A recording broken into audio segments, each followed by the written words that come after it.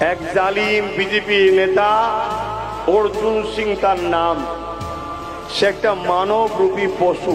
কি মানবরূপী পশু? জাহান্নামের একটা কুকুর।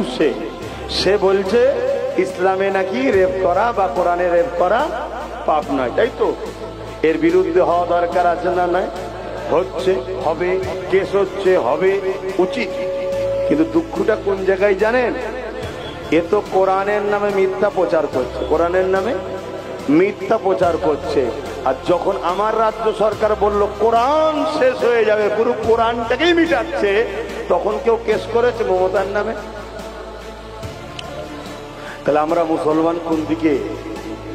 একটু ভাবুন। লড়াই হবে আল্লাহ ও রসুলের জন্য।